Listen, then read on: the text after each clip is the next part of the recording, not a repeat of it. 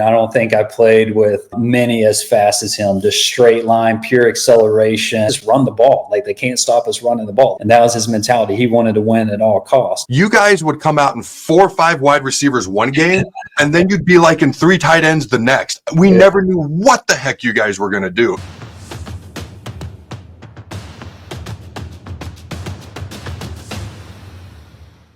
Welcome to the Carriker Chronicles, the People Show. Checking the pulse of Husker Nation, brought to you by DPS Concrete Construction. Check them out at dpsconstruction.net. Also, Carriker Chronicles, the inaugural Carriker Chronicles football camp, July 9th. Eric Crouch, Amon Green, myself, and some other former Husker legends I'm currently chatting with will be at the camp as well. You can find all that information and or register at carrikerchronicles.com. Before I officially bring our special guest on, if you enjoyed watching Rex, his career, or you're just a freaking fan of Rex Burkhead in general, smash that like button. Also, if you haven't done so yet, do us a favor, help us out. Make sure you subscribe and or ring the notification bell so you don't miss any of the shows we're putting out here on the Carriker Chronicles. Our off-season schedule every Tuesday evening, and then at any point in time, we can do a necessary gut reaction as those come up. All right, at this time, I'd like to bring on our special guest, Super Bowl champion, 10-year NFL vet, 2-time All-Conference, first-team All-Big Ten his senior year, Nebraska team MVP in 2011, and a 2-time lifter of the year. As a former lifter of the year, I'm particularly jealous of that one. 2-time lifter of the year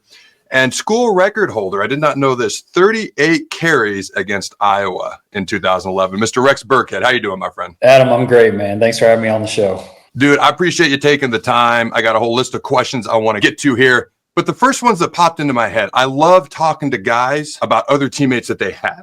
Okay, and what these guys were like and things of that nature. Like, you played with guys like AMEER ABDULLAH, Roy Halou, TAYLOR MARTINEZ. So when it comes to like AMEER and Taylor, what were those guys like? AMEER was younger when you were there. Okay, but you and Taylor crossed over for quite a bit of time. Yeah, great guys off the field. Tremendous players, but amazing human beings. I'll start with AMEER. He was 2 years younger than me, and I remember when he came in and he was hungry as could be, wanted to work his tail off. He's probably only 100 and I don't know, I may be lowballing him here, but maybe 165 pounds at the time, maybe soaking wet. And I remember going in to the film room one day after classes, and he's in there watching film, and I was like, I could tell kind of he had some stuff going on, just kind of worry and anxiety going on before the season started. And I was like, AMEER, what's going on, man? He's like, man, I don't know. I think they're going to redshirt me. I don't know if I'm going to play, dude. Like,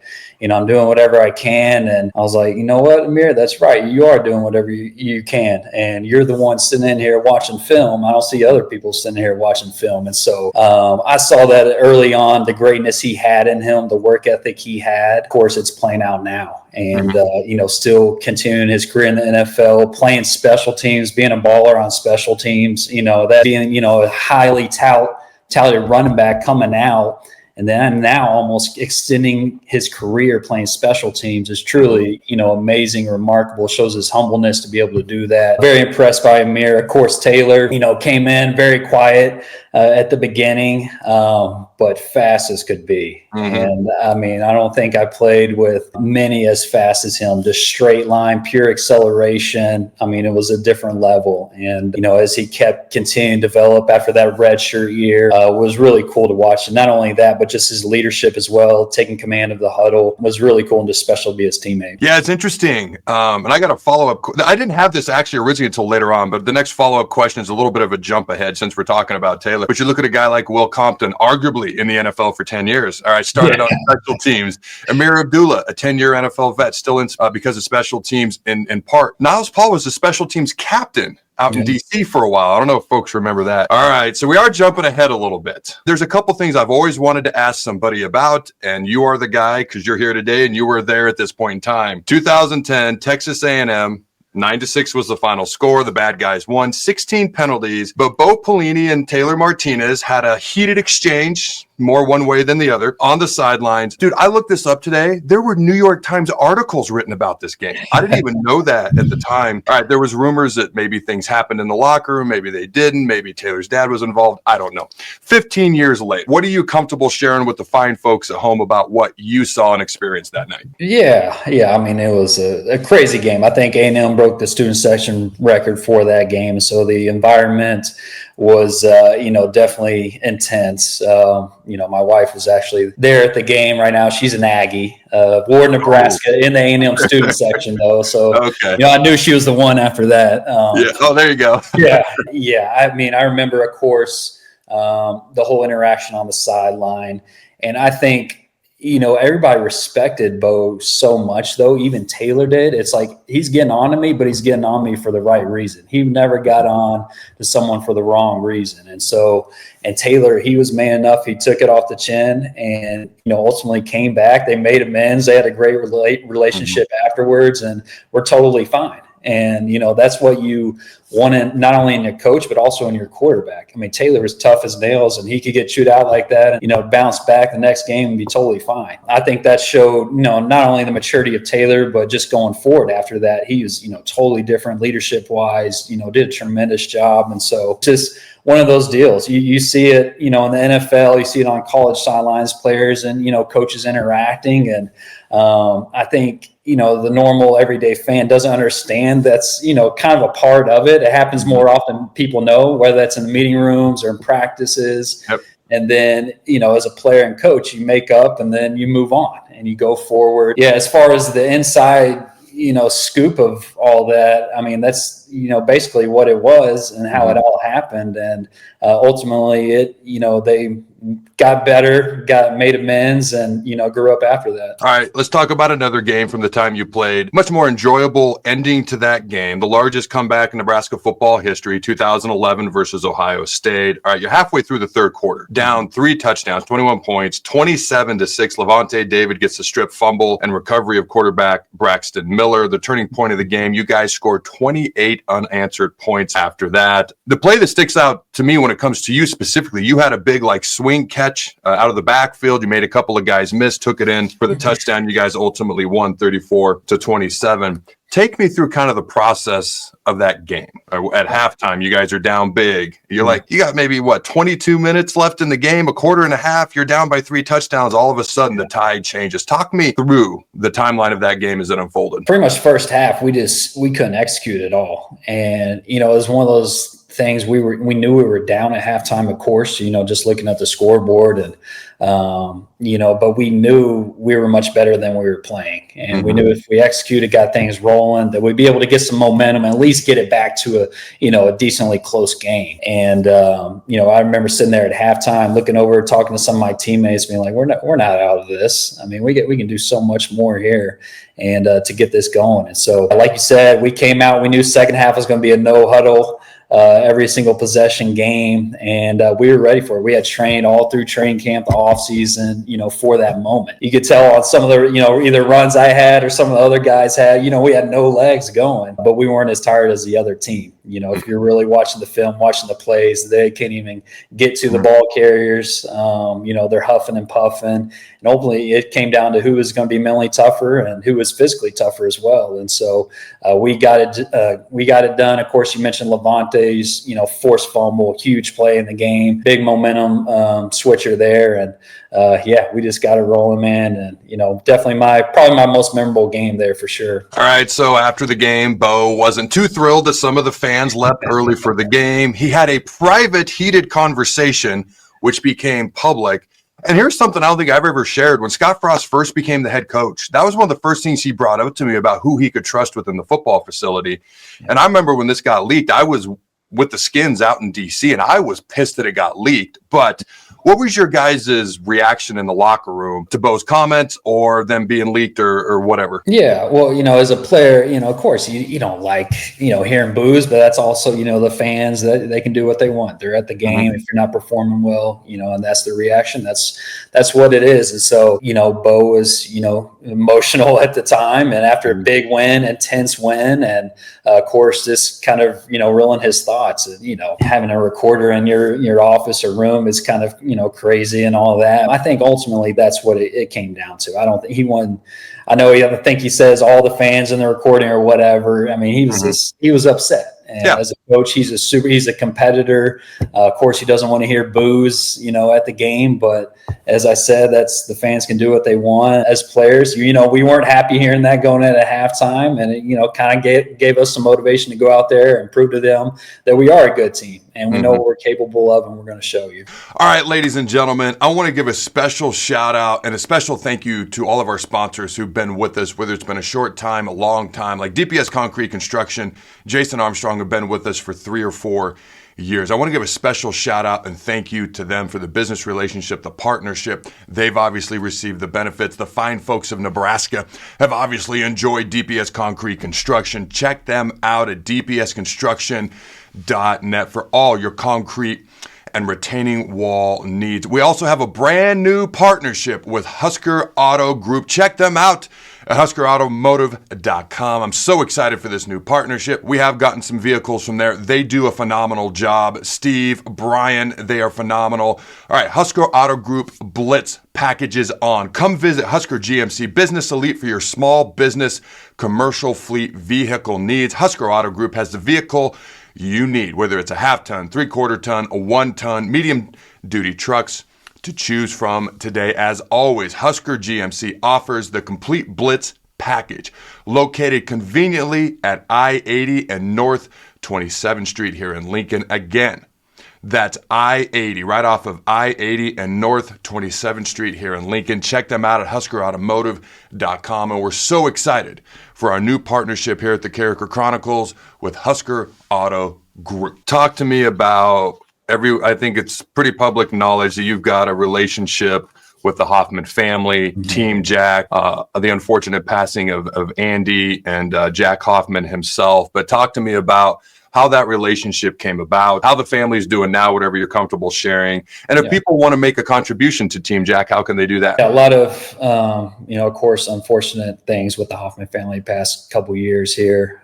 Jack and I, we met in 2011. That was my junior year, right before kind of that Ohio State game. And actually during that game, the ESPN broadcasters did a big feature story on Jack because they were up in a suite there. Coach Bo, put them up there, got them tickets. And, they're just an unbelievable family. Foundations raised close to $15 million now for pediatric brain cancer, funding some very important research right now, actually, that we're hoping progresses even further. But after, Andy's passing, he had, kind of been the cornerstone leader of the pediatric brain cancer there the past 10 years or so, and it was very unfortunate. And then Jack just battling his tail off until the very end and passing away just a few months ago here now. Was very sad. And I know it's tough for Bree and the girls and the family, and fortunate they have family and friends around them in Atkinson, but as you can only imagine, it's not easy to go through what they're going through, and you can only just pray and lift them up in this time. If people want to make a donation, where can they go to do that, or just learn more about Team Jack? So teamjackfoundation.org is the website, and we host events kind of all over. We just had our gala in February. We had Kirk Cousins speak at, did a tremendous job. We raised about $800,000 at that event.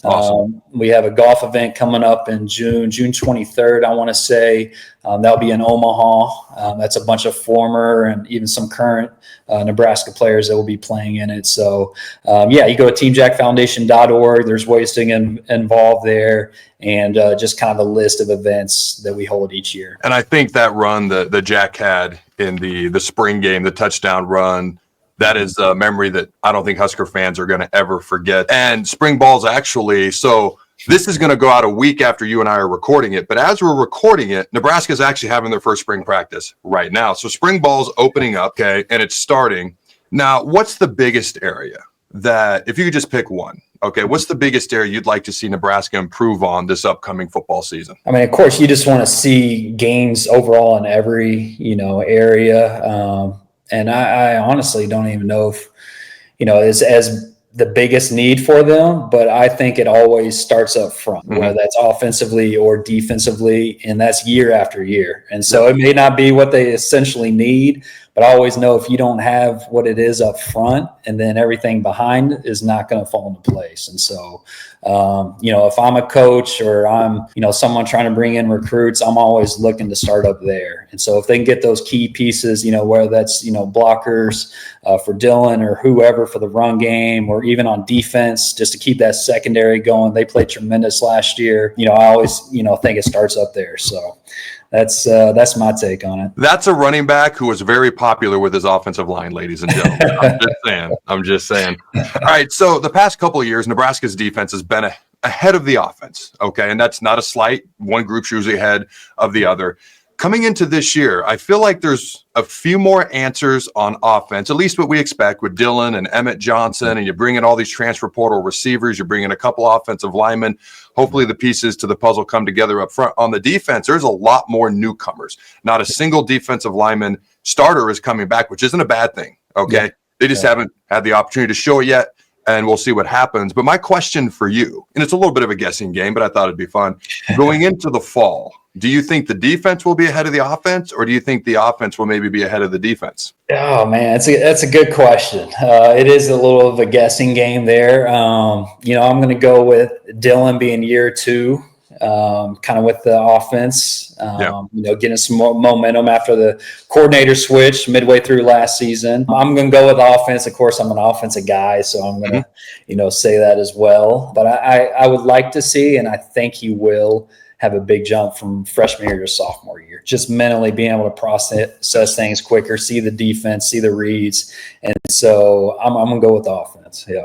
So that actually leads into my next question perfectly. Do you think, based on what you know and what you've seen, Dylan Raiola is ready to be he doesn't have to be the face of this team. I think he just kind of is, being the quarterback and a 5-star recruit. Yeah. But do you think he's ready to be a leader, if not the leader of this team at this point? I think he is. And just naturally being at that position, having the, attention going towards him. I also think it is, kind of comes with its territory as well. And just understanding that. And he seems like a guy, he enjoys that pressure, and which is a good thing. And when it comes on you, you realize it's a privilege, and to go out there, perform, be there for your teammates, and be the leader that you can be. And so I definitely think he can be that guy. I don't think he necessarily has to throw for 4 or 5 touchdowns every single game to get the job done. If he can control the clock, control the situations, just thinking about when I played with Tom in New England, I mean, we had certain games we just had to grind it out. And you could hear Tom on the sideline talking to Bill and Josh. He's like, let's just run the ball. Like, they can't stop us running the ball. Let's just run it. And that was his mentality. He wanted to win at all costs. And however that, took place, I didn't care about how many touchdowns he threw for. So if he could do that, understand that as well, not try to force things. I think he did a great job in certain games last year, throwing the one-on-one balls and putting it to where it wasn't necessarily a completion, but he's putting it where the defensive guy couldn't get to it. And if he can continue to do that and improve on that even more, I think that's huge in itself. Do you talk about those Patriots teams? It's interesting because we played the Patriots during my career a 3 times, but we'd watch film of like an opponent who was playing the Patriots. You guys would come out in 4 or 5 wide receivers one game, and then you'd be like in 3 tight ends the next. We never knew what the heck you guys were going to do. It was you guys were probably the most difficult team to game plan for out of every team that we played. But talking about game planning on the offensive side of the ball, these questions are literally feeding perfectly into each other. Dana Holgorsen, our new offensive coordinator, personally, I think he's one of the best 2 or 3 offensive coordinators in the country. What type of impact? Because he obviously called the last 3 regular season games, plays for those games, and then the bowl game last year. He's here all offseason. He's gotten to know Dylan and Rule and things of that nature. What type of impact do you think he can have on this offense this fall? Yeah, and I think kind of going back to the Dylan piece, just making a big jump going into year 2. I mean, stepping in midway through a season, and all of a sudden you're, calling the plays, calling the shots. It's really tough to set your base and kind of like what your expectations are. This is how things are going to go. This is what we're going to do. And so having that whole off season now, and again, spring ball coming up, is going to be, critical for him. And I think he'll do a tremendous job, whether that's establishing the run game or, improving, reads or looks or processing for Dylan. It's a big time for that. And I think he'll do awesome. Like I said, getting Emmett back at running back was a huge piece as well. And so, I liked what I saw in those last few games there. And if he can just continue to make that jump with guys, I think, the sky's the limit for this offense. So you mentioned Emmett, and I'm all last year, with all due respect to the other running backs, I'm like, he's our best back. He's our best back. He should be starting. Okay, give the ball to the best running back, regardless of anything else. Now he is projected, still got to earn it, but projected to be the starter going forward this season. My question, though, is not about him. Behind him, we don't have a whole lot of proven guys. Is that a concern to you at all? You always want depth, especially at the running back position. Guys can get banged up, pretty quickly, especially in the Big Ten. And, if he needs to come out for a couple plays too, you want a guy who can step in and the offense can still go in the same direction. And so, I'm sure there's some guys who are proving themselves this offseason, having, great gains, whether that's in the weight room, out on the field, and in the study room.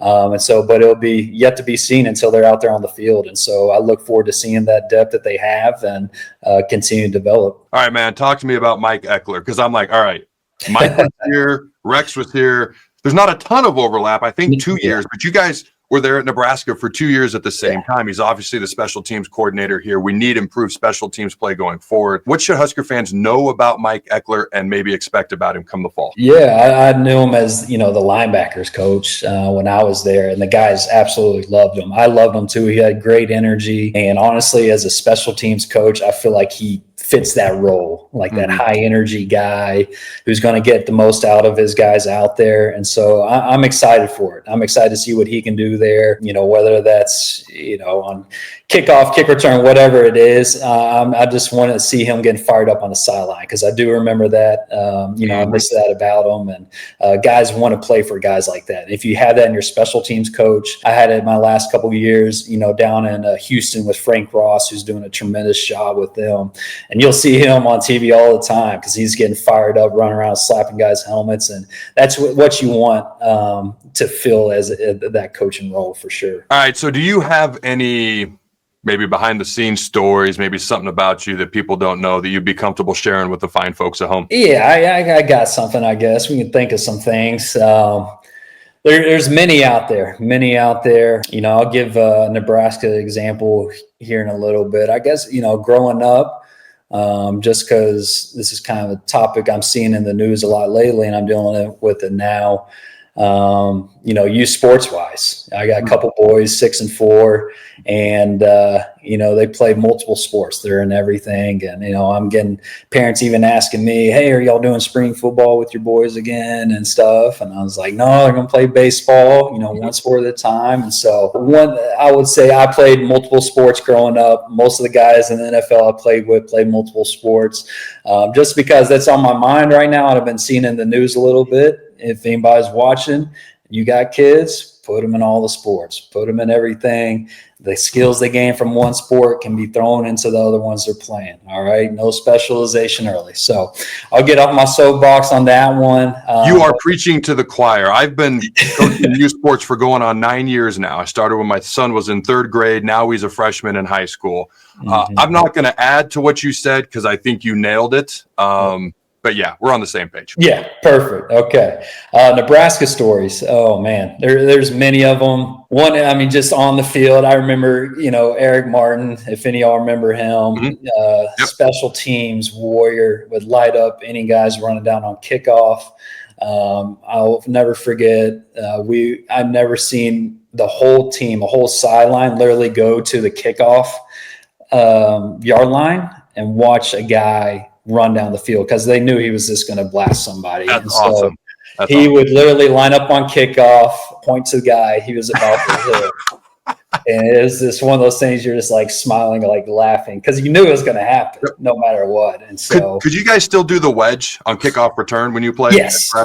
Yeah, it was still the wedge. Did you ever hear of Brandon Rigoni? You know who Brandon Rigoni? Oh, yeah, he was that guy when I played. He was the wedge, not buster, destroyer. Right, so which is super impressive compared to his size. And, Eric Martin's a much bigger guy. And so, but yeah, that's an on the field deal. And then off the field, I'll never forget just having talks with Coach Osborne. In between classes, I'd always come through to the nutrition landing area, get some snacks and stuff. And Coach Osborne would be coming out of the weight room in his all gray sweatsuit. And, he's athletic director at the time, but still getting his workouts in, drenched in sweat. And we just sit there and have, conversations for 20, 30 minutes in between classes. And just the knowledge he would, pour into me, whether that's, from his experiences as a coach or with certain players, was tremendous. And that's something I'll never forget. I actually got to talk to him on the phone a couple of weeks ago and just, pick his brain a little bit, because I told him I was doing some youth coaching and, just trying to get it from one of the best who ever did it, if not the greatest in college football. So that's something I'll never forget, and, truly grateful for that time. That's pretty awesome. Even to this day, he's still very sharp. So Yes. every time I interview him, dude, his recall from things that happened when he coached is like, bam, he's still incredibly sharp. All right, ladies and gentlemen, just a reminder, Carriker Chronicles football camp, the inaugural one. Check out carrikerchronicles.com. You can follow Rex. He is on X. I did not mean to rhyme, but there you have it. I'm on X as well. I joined TikTok. Are you on TikTok by chance? I'm not at TikTok. You're not on TikTok. All right. If you want to follow Rex or myself, you can go ahead and do so. And our fan questions of the day today are brought to you by our good friends at Husker Auto Group. Check them out at huskerautomotive.com, located conveniently off I-80 and North 27th Street in Lincoln. Will Nebraska, I can't believe I forgot to ask you this. Nebraska was the number 2 rushing offense in the country 2 years ago. Last year, it wasn't the final stat, but at one point there was a stretch of games where they were averaging 2.7 yards per rush. Okay.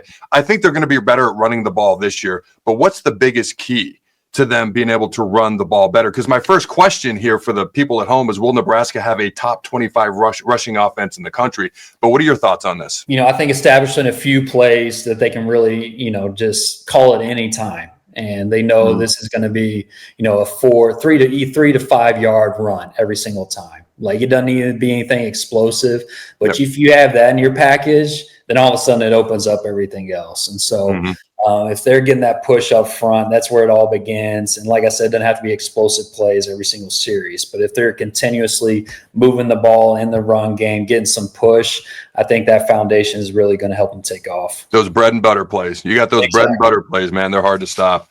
All right, so there's that first question. Will Nebraska have a top 25 rushing offense in the country next fall? Number 2, I'm pretty excited to see what Emmett can do. All right, will Emmett end the season with some sort of all-conference honors, whether it's honorable mention, 3rd, 2nd, or 1st string in the Big Ten? And last but certainly not least, what's your favorite memory from watching Rex Burkhead throughout his career? All right, thank you for joining me, Rex. I appreciate your time. Until next time, go Big Red, and always remember to throw the ball.